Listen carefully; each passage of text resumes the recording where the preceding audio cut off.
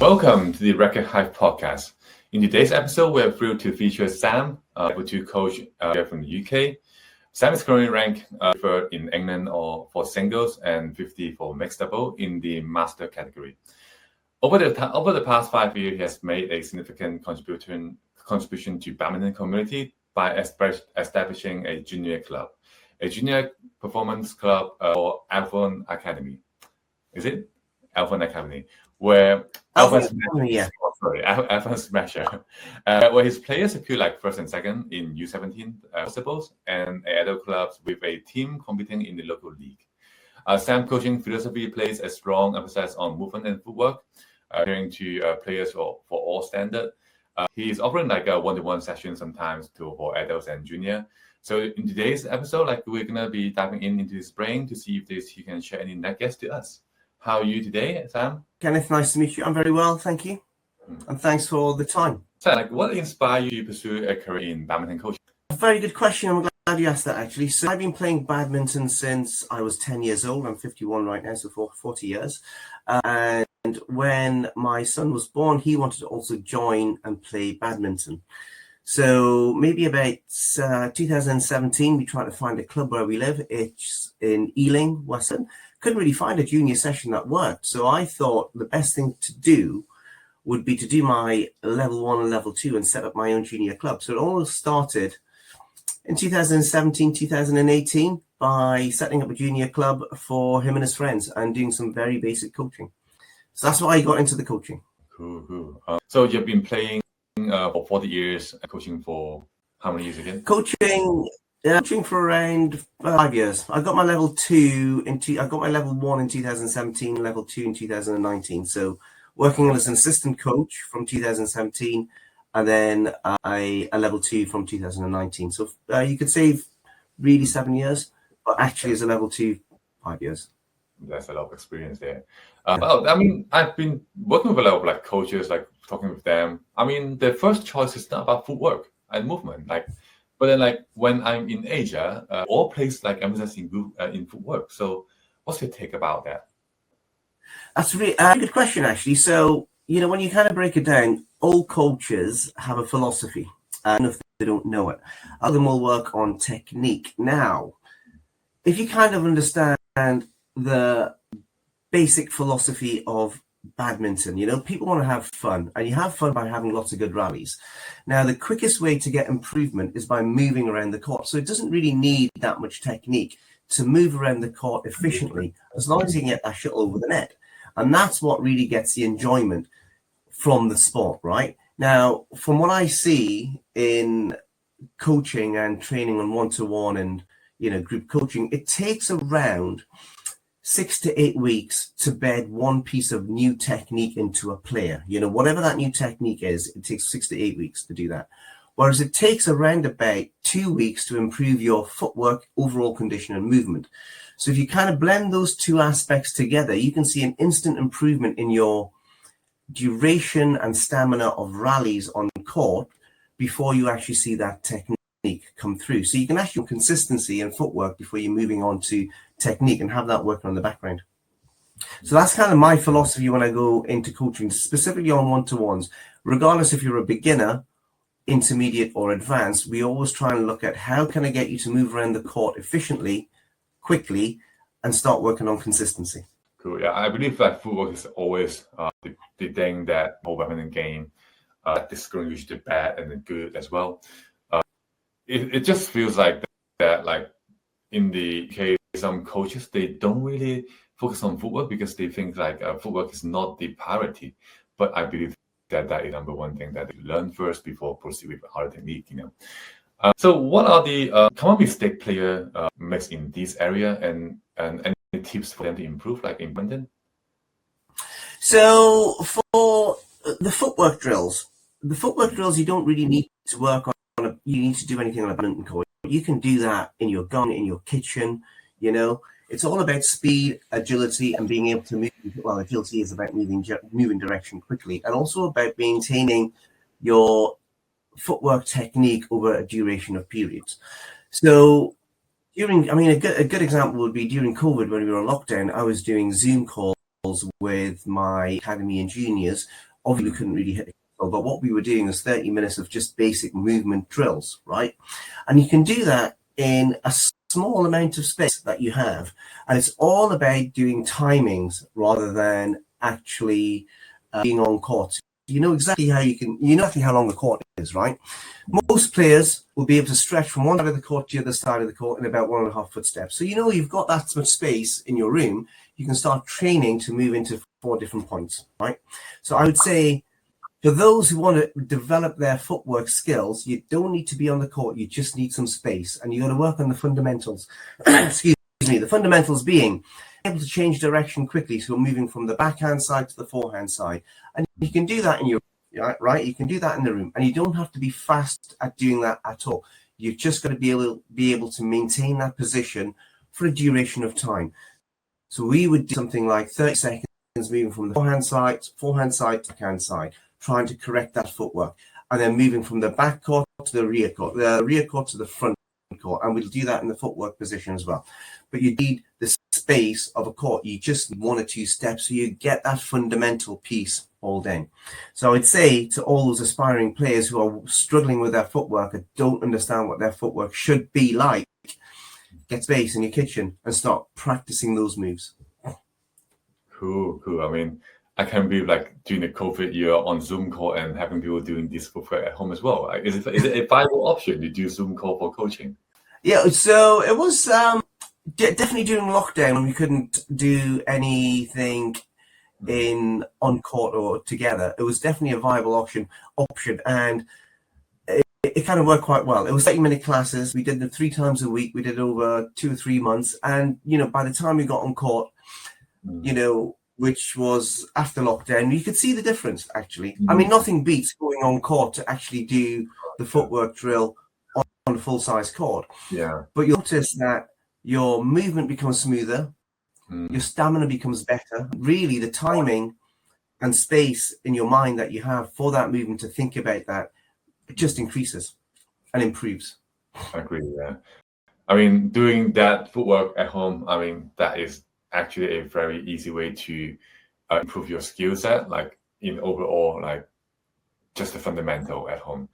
I remember I was using a resistant cover to cover my racket to just try to flip in front of my computer screen to just try to improve my wrist strength. That is another thing that is good for home coaching as well, home improvement for badminton as well. No, absolutely. So a few other things that we're trying to do was, one of the key points of generating power is speed with your racket. Now, speed with your racket comes with a big swing, but you don't really want a big swing. If you watch the pros play, they are using basic forehand rotation, thumb power for the backhand and finger power for the forehand, and they're kind of snapping that finger through and rotating their wrist kind of in this direction, rotating their wrist into the shot. Now you can practice that at home. With your racket, you just flip your racket forward and backwards with space and speed. And that doesn't require any space at all, but you can start building up that motion and that speed to slap that racket. And that helps generate that power. Yeah. So I've never seen a lot of coaches start teaching that kind of speed of wrist, for beginners.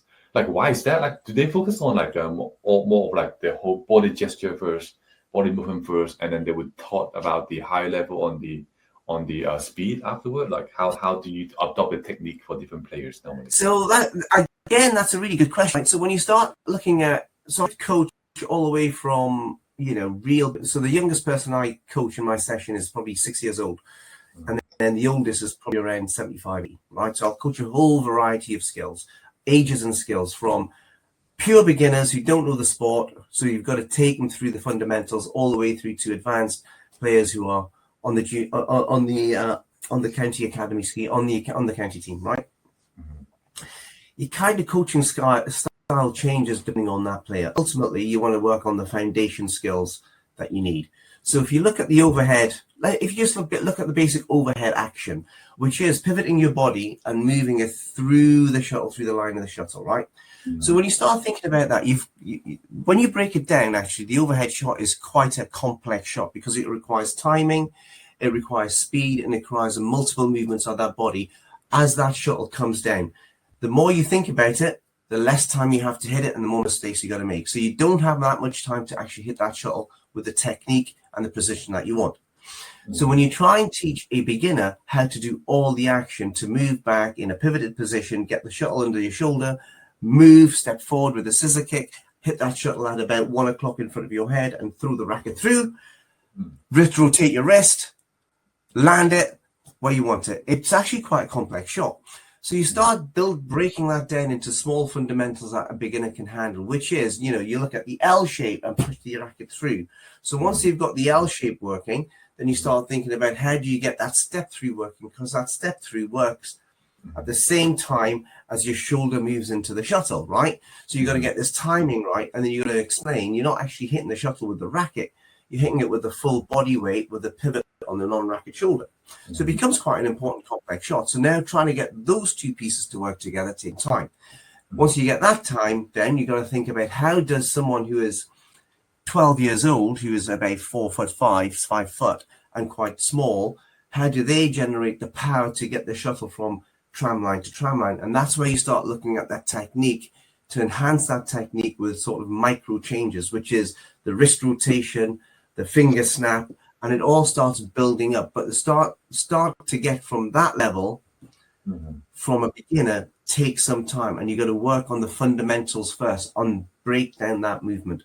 So when you see like junior clubs, I can kind of understand why some juniors have the technique, because some junior, it's not down to being a junior, it's just down to who you are. Some people take technique up quicker than others, right?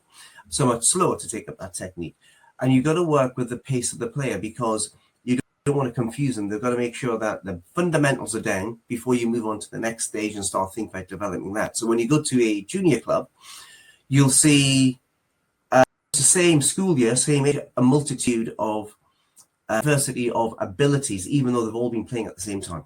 Because of this, and it's not the coaching, it's down to the player ability and how quick they can take on that new piece of technique and evolve and develop themselves quicker, better. It is. There you go. Like you guys get like 3 different drills that you can do at home now: footwork, and the speed of your hand, and also now you got the turning gesture. So that's gonna be free good in the get that Sam just provided you guys to do at home. So Sam, you have like a Junior Performance Academy has seen impressive success, like with players winning up sport. Like, what specific drills that strategy did you implement to help your player excel in such position? So that's right. So we set up the academy about a year ago. Again, it's from the players I've been coaching from 2017, 2019, who've just developed and taken on that technique and wanted to take their badminton to the next level. So the academy feeds into a few things. First of all, it feeds into the Middlesex County Junior Squad. So 4 of my players, there's about 12 kids in my academy between the ages of 14 to 17. 4 or 5 of them are now in the county squad. 6 of them are in the London Youth Games squad, which I also kind of coach as well. So there's development there. Now, what kind of defines this more than the beginners all-round per squad is, I think it's more down to the drills tend to be the same, to be honest, but it's about the precision and the output that becomes really fundamentally important. So there's 2 things that you want to do with the academy. Well, actually, there's a few things that you want to do, but let's talk about two fundamentals. First of all, you want to be more precise with your shot output, right? Which requires a bit more technique and a bit more thinking, right? So the drills that you do are the same, but you become a bit more stringent in the output. So if you want to do it clear, you want to make sure it lands right at the back line. So I call it finding the back. So for singles training, I'll call it finding the back line. So what I'll do is I'll make sure that we're trying to get pretty much inch perfect to the back singles line on the court, right? Because actually distance will make a game. In terms of the strategy that you want to put in place for singles, it's around movement pressure. So the 2 things that kind of come into place is precision in your shot output, and then it's also talking about strategy. Now that strategy changes with doubles and singles. So we start thinking about singles, for example. We start thinking about how you want to put your game together. How do you construct a winning point? Now, when you look at juniors play, they are very, very aggressive on court. They will run around and they'll smash everything, which is great because that makes a great game, right? And ultimately, to 4 or 5 points, you're going to be a bit gassed out. So we start thinking about how do you put a strategy together to construct a point, because it's not really about hitting it hard and smashing with all your power every single shot. It's about understanding when you should be able to smash and when you don't smash.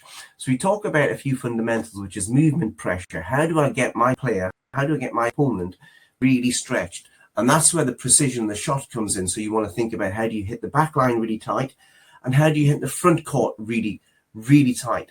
But you want to give the sense that the opponent is able to move in both directions, right? Because you want to tire them out, you want to move them out of position, you want to stretch them. And that's when you start thinking about how do I use my other shots to play into place. So with my academy, we have kind of a basic rule. We work on really simple stuff, right? You only need 5 good shots. You need a good clear, good smash, good drop, good net shot, and a great serve. Those 5 shots, we play them in the right position with precision, will win you all the game, but you got to know when to play them, right? That's what we try and pick up on. How do we get those 5 shots working for me as a player rather than working for the opponent, right? So in terms of the academy itself, it's harder. It's more dynamic. We do more around, for doubles, we do more around speed work and more aggression and try and get more precise with our shots. But we also think about how do we put a strategic gameplay in action and what do we need to do. So it becomes slightly different, right, in terms of the output of the class. Right, amazing. I like that you really taught all the fundamentals, 5 top fundamentals first. Because if you can't even play that, you can't even change any technique for doubles or singles in the future. I guess as someone ranking both single and mix, are you do you advise player to balance the unique skill required for each, and what adjustment do they need to do when they are trying to transitioning from one to another? So basically, I think when my boys and girls play tournaments, they tend to do all the formats: singles, mixed, and doubles. Now, singles kind of is a good foundation to work on because it helps your overall movement around the court. Whereas doubles and mixed is a much faster and much more precise game than singles. Singles is very strategic and all about your footwork and positioning, getting the foot. If you get your footwork right, you can cover all that court. So basically with singles, you're able to cover the court in a very, very efficient manner and also be able to read that shuttle better as well, because you have to react and respond to the shuttle no matter where you are and get there in efficient and with efficiency, let's say, right? Now, if you transpose that footwork, movement, and reading of the shuttle into doubles and mixed doubles, the foundation is there. The foundation actually helps you be better at those sports. However, there's 2 people on the court with doubles and mixed, right? So that means the shuttle's going to fly faster and you're in a more aggressive game. So the key thing with that transition is precision, right? You've got to so your drops have to be tighter for a start. Whereas with a singles game, you don't have to be so precise and tight with your net play and your drop shots, right? But you do with doubles, because there's 2 people on the court, and depending how good those other people are, they will attack absolutely everything, no matter how high that is off the net. If it's 1 inch off the net, they will attack it back. So your defense has got to be better. Your precision has got to be better, and your reactions have got to be smarter. But your precision in shot play, in your stroke play, be equal, and your movement is the same. So the advice I give my players when they're transitioning from one format to the other is work on being more precise with your shots and be more clever with your shots, right? Mixed and singles, I find, work very well together, because mixed and singles, there's a lot more opportunity to move your back player and attack your back player, which tends to be the guy, and you can move cross court. So there's a lot more precision in the cross coming in to get the back player moving side to side. And that works very well with singles as well, because in singles, you're moving your opponent from either front to the court to the back of the court. You're moving them in a diagonal position and you're moving them cross. You're opening up the cross for the cross smash, right? Or a cross shot. And that works. Those two formats work very well.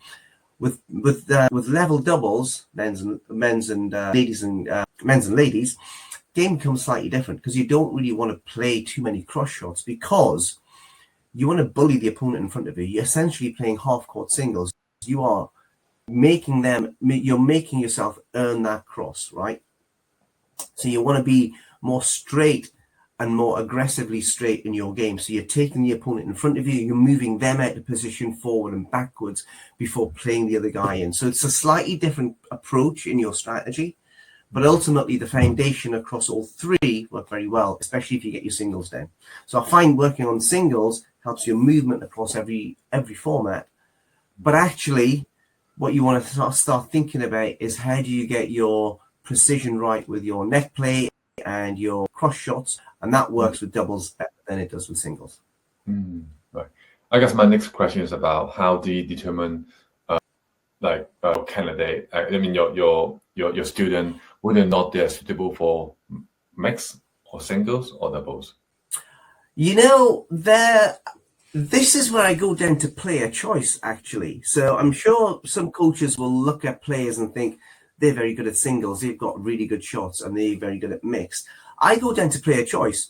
So I'll give everyone the option to play all three formats, and some people will gravitate towards one format or the other. So there's definitely some players in my academy, and even in my just basic junior session, that want to spend all their time playing singles. So that's what they want to do. That's fine. That's totally fine by me, right? That's what you gravitate towards. There's no point in forcing a player to say, look, you're going to be better at that, when they really naturally gravitate towards one format. So I leave that choice down to my player. And there's one that's definitely, 50% of my is in my junior academy and my G club, who just give everything a go. They want to play singles, they want to play doubles, they want to play mixed. They just want to be on court and play. And you've got to kind of think, that's great. Let's just get them on court. Let's show them how to play all formats, and let's just let them run with it and see what they like. So for that, I just leave it to the players to decide. Cool. Yeah, I guess so. I guess someone who can play singles, they'll just gravitate to doubles eventually, because too much of the exactly. So what are the tips and tricks that you can give to our audience? If they're not junior, they are more of like adults who are trying to improve themselves in a club level. Like, what are the number one tricks that you will, or tips or tricks that you will ask them to improve their sport? That's really good, really good question, right? This I'll go down to depending on the level of the player. Now, if you're, let's say, a beginner or a beginner plus, what you really want to focus on is consistency, because what makes a better game is rallies, right? For everyone, you want to have a good, strong, it doesn't matter if you win or lose. If you have like a good battle on court, it's going to be great for you, right? Now, beginners, the biggest problem that beginners have is consistency. So I would say focus on just being consistent. The more times you hit that shuttle over the net, the better you're going to get it. You better you're going to be or become, right? And the more times you hit that shuttle over the net, the quicker you're going to be get better, and the quicker you're going to improve. I beg your pardon. Right. So for beginners, I say don't really worry about the precision yet, because that will come with time. Worry about that you can't hit the shuttle over the net 3 or 4 times in a row. That's what you got to focus on. Try and get your numbers. Try and hit it 10 times in a row. Try and hit it 20 times in a row. Try and hit it 30 times in a row. And once that becomes too easy, start thinking about changing your position on court. Start moving into the shuttle and hitting it. That's where the key lies. So it's very easy with a beginner to hit it back and forward. But when they start putting footwork and movement in play, that's when it starts getting tricky. So beginners plus, think about consistency over the net. If you're an intermediate, think about what your insistent shots are. They tend to be the backhand and they tend to be defense, right? So when you get to that intermediate level, intermediate plus, intermediate minus, there's a few things that you can see. First of all, the net play is too high, backhand is too poor, and the smash is inconsistent, meaning the first one will go over, the second one, the third one will into the net. The other thing that they don't have tends to be defense. Now, defense is one of the most important parts of the game, I find, because it opens up so much many more opportunities and options for you, right? You and I probably have been on court with someone who says to you, don't lift, it's a double game, don't lift. Actually, that ruins half the game because you need to lift. You need to be able to clear, you need to attack and clear and do whatever you can because it gets you out of jail. If that element of the game is gone, you are always going to be half the player that you are. So I always say work on your defense, work on the defense. That is like the fundamental key bit. The backhand needs to be worked on as well. So I'd say for intermediate plus, I would say work on your backhand skills. Now the backhand skills are going to be backhand clear and a drop, a drive. Those are three fundamentals on the backhand to get it to the back of the court. That's what you got to work on, and then work on your defense. For the advanced players, it's about transitioning from one shot to the next really quickly because advanced players now are able to do deception quite well. And what catches out someone who is, say, advanced to advanced plus is the way they can transition from one position to the next because your opponent is holding that shuttle so late, they're making you commit to that movement.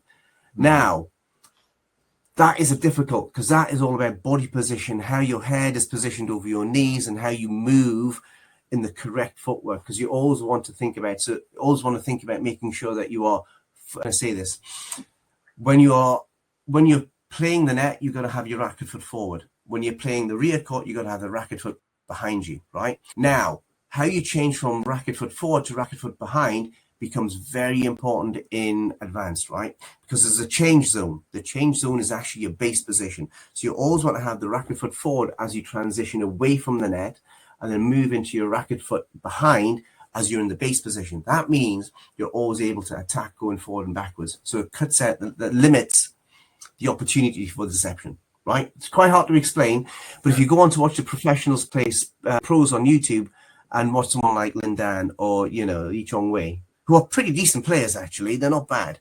And you watch them play singles, watch them move from the front court to the back court and see how their transition from racket foot forward to racket foot back behind happens in the middle of the court because that's the dead man zone. That doesn't really, nothing really happens. So there's two things I would say to really advanced players. Walk, think about your rhythm of movement on the court. Right? You don't need to run fast everywhere. When the shuttle's in the air, you can walk. So you have this rhythm of movement, which is fast, slow, fast, and that will give you more time to prepare for your shot. And then think about how you actually move to the shuttle on the front court and the rear courts to limit that deception bit. So with advanced players, I work more on less about the fundamentals of footwork, but more about, the mechanics of footwork and your body position and your body weight, as well as looking at precision of all your shots. And with the intermediate players, I look more around focusing on consistency in the areas that they need to have consistency on. And with beginners, it's all about consistency and movement. Amazing. I mean, I was trying to imagine in my headset I had early on how they switch this footwork. Looking at Lindan, how does he have his own play style? I mean, those are actually a very interesting talk. Everyone have their own style, and we gotta have to find our own pace in the court ourselves, right? Absolutely. Yeah. So that's really interesting to talk about. That's very insightful. Thanks for that. One last thing that I want to discuss is about stringing, because stringing is not quite common for our audience to know, because they would just go on to coaches or someone who's training, say, I want BG65, BG95, or Vector. So do you have any insight for us as in what kind of string is that? Absolutely. So I'm a stringer. I started stringing about 3 years ago because I'm very, very particular with the strings and my tension, right? And to find a good stringer is very difficult. We all know bad stringers because the tension is all over the place. And that really, really annoyed me. So I thought, I'm going to learn how to string. There's my stringing machine right there. It is a premium stringer 360 with an electronic head tensioner, which is called a 10-20-86. And it does. Let me try and get that a little bit closer. Look at that. That piece looks amazing. Yeah. Wow. So I've had that for 2-3 years. So I'm very particular about the way I string and the tension I have. Now, in terms of strings, in terms of your racket, there's two things that are going to make the difference. Main thing that's going to make the difference is going to be tension first, and then it's going to be the string. So I would say, I wouldn't string any racket less than 23 pounds tension, right? Now, I know that when you can go on to various online forums that'll give you a grading. An advanced player, go 28. If you're kind of an intermediate, 26. If you're a beginner, do 19. I would say ignore all that, because anything less than 24, you're not going to get anything out that string. You need to have a nice solid bed to give you some repulsion. You don't want it to be soggy. If you want a good experience to try and get your net play working, definitely start at 24. Whatever string you use, start at 24, right? Now, in terms of the type of string, it's down to personal choice. But I can tell you a little bit about the gauge of the string, which is the thickness of the string, right? And there's a few things that kind of come into play. The thicker the string, the less repulsion it has, right? Which means you're not going to get that much power in your smash. But the thicker string maintains its tension, so you're going to get a little bit more play at the net, right? Thinner string has a great repulsion, but it's going to lose the tension, it's going to break. So you'll find something like a BG65, which is actually a 0.7 mil gauge string. It's quite a thick string, actually. It's one of the thickest strings out there, which is a beginner string. It's all round. It does everything. It doesn't sound great when you hit it, by the way. Now, I'm talking about sound, which is kind of like a weird thing. But when you play, when you make a good shot, when you do a good shot, because it sounds good, because you've hit the sweet spot. And you've done a bad shot because it sounds bad, because it hasn't hit the sweet spot. And that has a massive effect in the quality of the rally and your thinking in the rally, saying, oh, my timing's off, I've got to change it because of the sound. Now, everyone plays it down, but the sound quality that the racket makes defines how good that shot is going to be, right? So when you buy a pack of strings, it'll tell you a few things at the back, durability, repulsion, and sound quality, because people find that important. I find it quite important because it helps me dictate if I'm hitting the shot in the correct way, right? Now, a BG65 is a beginner string. It's kind of an all-round purpose string. I would probably move away from something that thick because you don't really get much from it at all. And I'd go down to something that's a bit more of either a 66 mil tension or, a 66 mil gauge or a 68 gauge, right? And then work from there, because you'll get much more repulsion. It's more of an all-round string, right? Something that gauge is more all-round. And I'd do that at a 24 tension if you're a beginner. So that'll give you repulsion and also give you a little bit of control at the net, because the control will come from two things: tension and also the thickness of the string. That'll give you more control, and control will give you precision on the net play and precision on your shot as well, right? So I'd go down those routes. Now, I personally use an Ashaway Rogue Dual, which is a hybrid string. So it's 68 on the mains, and it's a 61 on the crosses, and it's also dual tension as well. So I'll do 28 pounds on the mains and 26 on the cross. And everyone already is going, that's a bit weird, because the crosses should be 10% higher. Like, do you have two string? Like, then you just string the main part first. Yeah, let me show you. Right, this is my racket. This is my doubles racket. If I can show you, this is an Ashaway. Can you see it? It's an Ashaway Ultralight 58. Yeah. It's a 58. It's a 58 gram, slightly heavy racket. Right. I like really light, really fast racket. So I can respond and move really quickly and react really quickly to the shuttles. And also this gives me it's quite flexible as well. It's quite a flexy racket, so it generates a lot of power. And it's also quite fast, and I can use a lot of wrist play to get the action that I need. So if you look at if you can see the strings, you've got two different strings there. You've got a black string and a orange string, right? You've got two different tensions. So down here, I've got 28 pounds, and down here, across here, I've got 26. Now, stringers will know that your crosses should be 10% higher. So it should be 28. But actually, this string requires the crosses to be lower. Now, what that does is it alters the size of your sweet spot, which is around here. Sweet spot tends to be roughly around this size, but this kind of gives it a slightly odder shaped sweet spot, which means I've got more play on this racket for power and slightly less play for touch. So when I come to do my service and my net play, I'll use the top 4 strings because the strings here are quite flat. So I'll get more control from there, and my power comes from the middle, right? Now, the thin strings give me more repulsion and power on the smash, but the interesting thing about the mains, the black ones, is they've got a texture to it, which gives it more grip. So when I'm doing my dinky little net shots and my little, hairpins over the net, and do occasionally, which is, very, very occasionally, I'll get more control because I've got more grip on the shuttle with the strings. So that's what I use. Now, what I would recommend, what I would say to those budding players out there, first of all, get your tension right. Work from 23 onwards. Go to 23, 24, 28. Some of the pros play at 30. One of my rackets is at 34, which is kind of fun. You can't really get much out of it, but it's quite fun to play with. Lots of good touch play with that, but really minimal power.